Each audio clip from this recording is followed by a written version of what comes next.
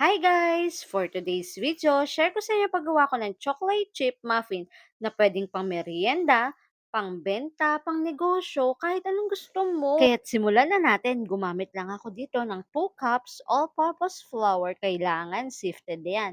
Tapos naglagay lang ako dyan ng 1 tablespoon baking powder at 1/2 teaspoon baking soda. Sinif ko lang yan para walang buo-buo sa ating harina. Tapos, haluin lang natin yan. At kapag nahalo na natin yan, iset aside mo na yan. Dumako naman tayo sa ating wet ingredients. Gumamit ako dito ng 1 piece of large egg, 1 cup fresh milk or evap milk pwede. Tapos, ang ating 1/2 cup melted butter. I-mix lang natin yan. Tapos, ilagay na rin natin yung ating asukal. Brown sugar or white sugar pwede. Bale, 3/4 cup yan. Haluin lang natin yan hanggang sa mamix ang lahat.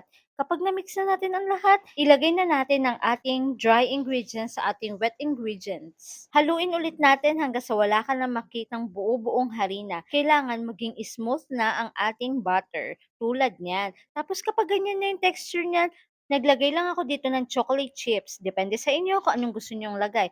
Pwedeng white chocolate, pwedeng nuts, pwedeng almond nuts, kahit anong gusto nyo. Pwede ding mga fruits like blueberry, strawberry, mango. Kaya depende sa inyo kung anong flavor ng muffin ang gusto nyo. Gumamit pala ako dito ng muffin liner na ang size ay 2 ounce. Tapos naglagay na nga ako sa ating muffin liner ng ating butter. Hindi ko yan pinuno kasi nga baka umapaw kasi first time ko lang gumawa ng muffin. Sana po masubukan nyo din pong gumawa ng muffin kung hindi pa po kayo nakakagawa.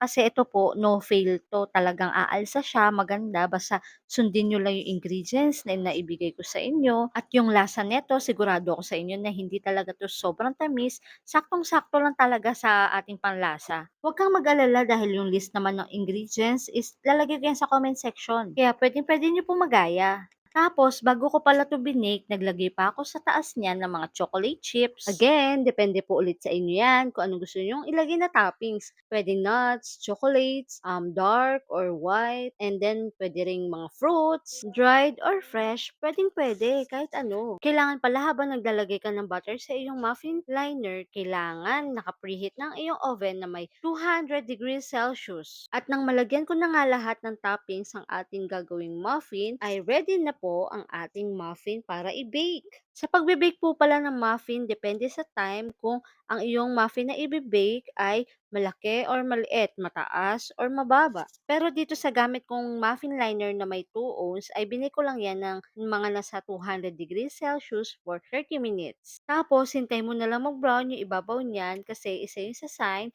na luto ng ating muffin. At kung hindi ka sigurado, mag-toothpick test ka. At ito na nga, after 30 minutes, luto na ang ating muffin. Kung nandito kayo, maaamoy nyo ang ating muffin na napakabango, napakasarap. Yung tipong gusto mo na agad magtimpla ng kape para may partner na agad itong ating freshly baked muffin. Itong nagawa kong muffin na to is perfect talaga kapartner ng kape. Kaya sa maulan na panahon at nagkikrave ka ng muffin, hindi mo na kailangan biyahe, lumabas, mabasa para lang makatikim ng muffin dahil kayang-kaya mo na yung gawin sa iyong kusina.